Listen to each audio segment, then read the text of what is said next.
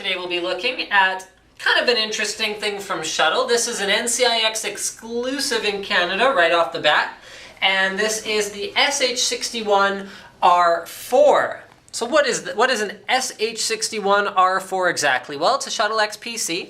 It has the H61 Express chipset, which means you've got support for the latest Core i3s, i5s, and i7s on Intel LGA 1155. It supports dual-channel DDR3, 1333 MHz memory with up to 4 gigs per slot, a maximum of 8 gigs, so that tells us it has 2 slots. It supports DVI-D. It supports, oh, look at that, DVI-I/DVI-D dual display support. That's kind of handy.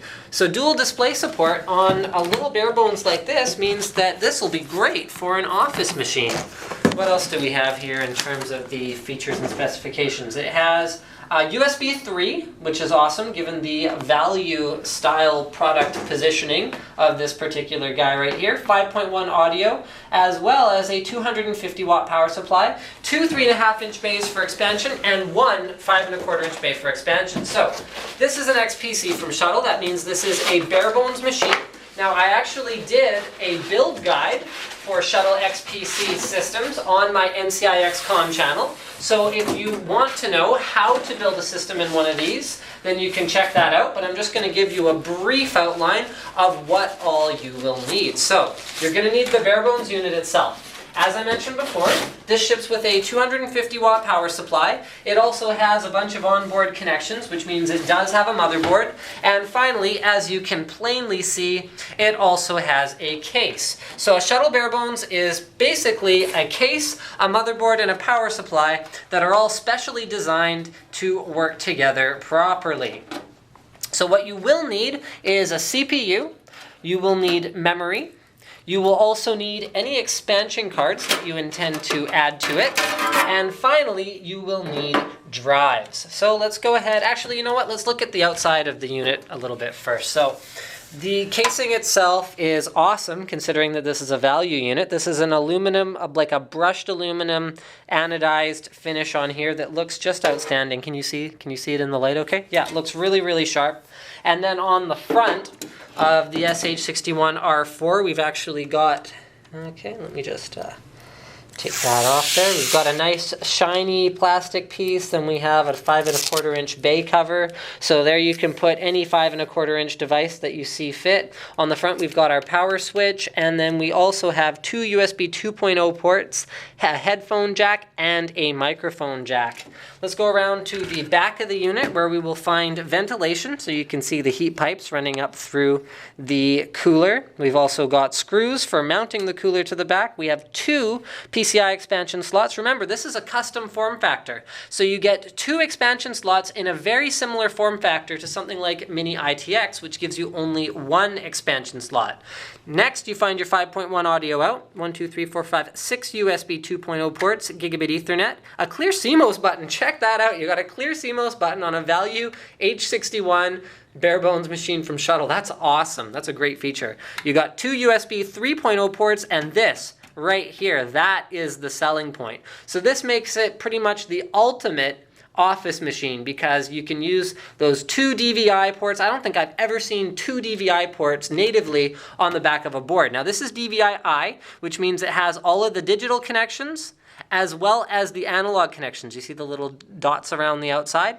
This is DVI-D, which means it's digital only. So this one you can use a DVI to VGA adapter, this one you can't. So what I'd really recommend doing is using 2 purely digital signals. You're going to get the best image quality, the best usability out of it, and you are going to have less eye strain, and you'll be using it to its fullest extent.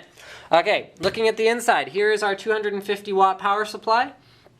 So not really much to say about that. It's got a single 12-volt rail, provides up to 16 amps. Why don't we have a look at the connectors that are available on this 250 watt power supply. So we have pretty much everything that we need, including the 24-pin, the 4-pin, which come pre-connected to the motherboard for your convenience. We have 4 SATA cables, which I would imagine is sort of too many, because I believe this Barebones only supports 3 drives, so 2 3.5-inch and then 1 5.25. Mind you, you could throw 2 2.5-inch drives in a 3.5-inch bay, and then you would be using all 4 connectors. So there you go.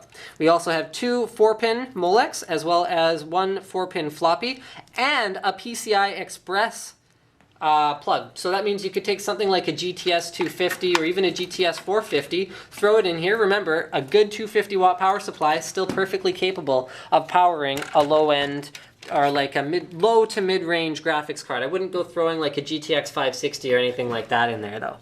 All right, here are our front connectors, which are already plugged in. Now, you'll see this in my build guide if you watch it, but this is what's so convenient about a shuttle, is that all of the little finicky stuff, like the front panel, you know, power switch, which you can see over here, the reset switch, the LEDs, all that good stuff is all plugged in. So all you really have to do is plug in some RAM. See, check that out. Look at this. Even the SATA cables are pre-wired into the motherboard and then pre-routed up exactly where you need them. So you cut this one zip tie right here. Oh no, you don't. Sorry, you don't cut the zip tie. You undo this right here. You plug these into the backs of your drives, and you're pretty much ready to rock. Just like that. You actually don't have to do any cable routing on your own, other than the power supply cables, which are fairly easy to do. And I'm clearly trying to put this back all wrong right now, which is making my life difficult. Okay, and then all you have to do is plug in the CPU.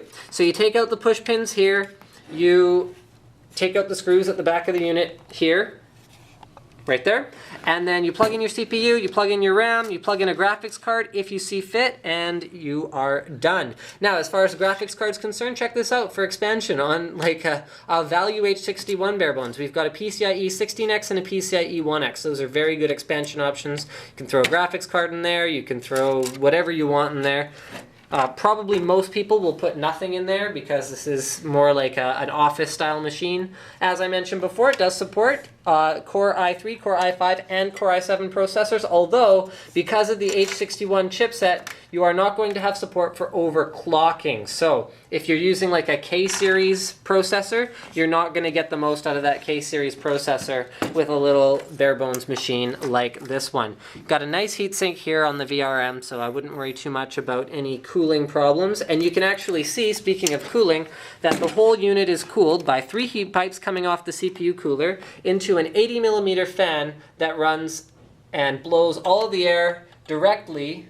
Okay, cameraman's looking at the heat pipes. There they are. And then that comes up to that radiator I showed you from the back, which is cooled by an 80mm fan, which draws air from the ventilation holes on the side of the chassis, right here, through the back of the chassis, cooling things like the graphics card, which is next to the ventilation holes, as well as the VRM and the RAM, which are also sitting next to ventilation holes. So thank you for checking out my unboxing of the SH61R4. Don't forget to subscribe to Linus Tech Tips for more unboxings, reviews, and other computer videos. And also, don't forget to check out my video on how to build your very own shuttle PC just by picking up one of these barebones units, CPU, RAM, drives, and that's pretty much all you need, unless you want to throw in a graphics card as well. Hey, check this out. I missed something, you guys. Mini PCIe right here. So you can actually throw a wireless card in there, like a notebook wireless card. Also, here's another pretty cool feature. Check this out. So they're using a Pcie slot. See, that's a PCIe 1X, but it has an open back. So that means that if you have something like a RAID card, where you're going to hook up only 2 drives or something, and it's a Pcie 4X, you can throw it in there. It'll run at lesser bandwidth, but at least it'll be physically compatible because you don't have that stopper at the end of the slot.